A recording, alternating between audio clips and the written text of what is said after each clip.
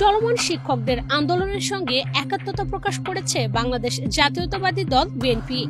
দলের ভারপ্রাপ্ত চেয়ারম্যান তারেক রহমান এক ভিডিও বার্তায় বলেছেন, বিএনপি শিক্ষকদের ন্যায্য দাবির সঙ্গে নীতিগতভাবে একমত। জনগণের ভোটে বিএনপি আবারও রাষ্ট্র পরিচালনার সুযোগ পেলে শিক্ষকদের আর্থিক নিরাপত্তা বেষ্টনী বাড়ানো কিংবা চাকরি স্থায়ীকরণের জন্য উচ্চ পর্যায়ের কমিশন গঠন করবে। ওয়ালটন এখন দেশের সীমানা পেরিয়ে পৌঁছে গিয়েছে 50টিরও বেশি দেশে। ওয়ালটন, ঘরে ঘরে বিশ্বজুড়ে। 18 অক্টোবর শনিবার বেলা 11টার দিকে সামাজিক যোগাযোগ মাধ্যম ফেসবুকে এক ভিডিও বার্তায় তিনি এসব কথা বলেন। সম্মানিত শিক্ষক, উপস্থিত ভাই বোনেরা, সম্মানিত নেতৃবৃন্দ, এই সমাবেশে আপনাদের অনেকের বক্তব্যে শিক্ষকদের চাকরি জাতীয়করণ প্রসঙ্গ এসেছে। কেউ কেউ মনে হয় আরো শিক্ষা প্রতিষ্ঠান এমপিওভুক্ত করার কথা বলেছেন। এছাড়াও আপনাদের এই সংগঠনের বাইরেও বেসরকারি শিক্ষকদের বিভিন্ন বেশ কিছু দাবি রয়েছে।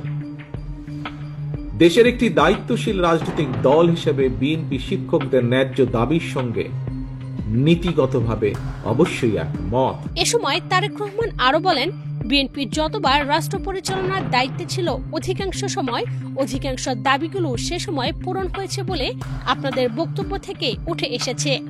কাজে আপনাদের এসব দাবি সম্পর্কে আমরা ওয়াকিবহাল। এখন পর্যন্ত যতটুকু হয়েছে শিক্ষকদের জন্য বিভিন্ন পর্যায়ে বিএনপি যতবার রাষ্ট্র পরিচালনার দায়িত্বে ছিল অধিকাংশ সময় অধিকাংশ দাবিগুলো সে সময় পূরণ হয়েছে। কাজেই আপনাদের এগুলো সম্পর্কে আমরা ওয়াকিবহাল। রাষ্ট্র এবং রাজনৈতিক সংস্কার কিংবা নাগরিক উন্নয়নে আমরা যত উদ্যোগ গ্রহণ করি না কেন, শিক্ষা ব্যবস্থাপনার আধুনিকায়ন এবং শিক্ষকদের আর্থসামাজিক নিরাপত্তা সম্মান যদি আমরা নিশ্চিত করতে না পারি, তাহলে অবশ্যই আমরা যে লক্ষ্যকে সামনে রেখে এগিয়ে যাচ্ছি সেটিতে আমাদের কাঙ্ক্ষিত সুফল মিলবে না। সম্মানিত উপস্থিতিবৃন্দ,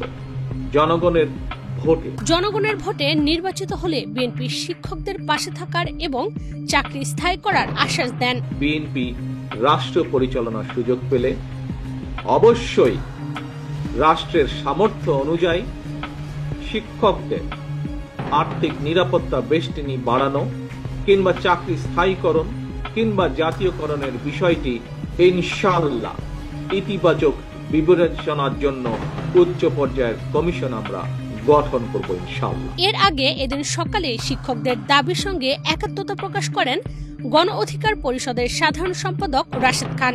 এ সময় তিনি দ্রুততম সময়ের মধ্যেই শিক্ষকদের যৌক্তিক দাবি মেনে নেওয়ার আহ্বান জানান।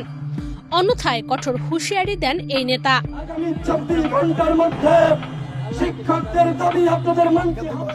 12 অক্টোবর থেকে বাড়ি ভাড়া বাড়ানো সহ 3 দফা দাবিতে বেসরকারি এমপিওভুক্ত শিক্ষা প্রতিষ্ঠানের শিক্ষকরা আন্দোলন শুরু করেন। টানা 5 দিন আন্দোলন চললেও দাবি না মেনে নেওয়ায় 17 অক্টোবর শুক্রবার দুপুর থেকে আমরণ অনশন কর্মসূচি শুরু করেছেন শিক্ষকরা।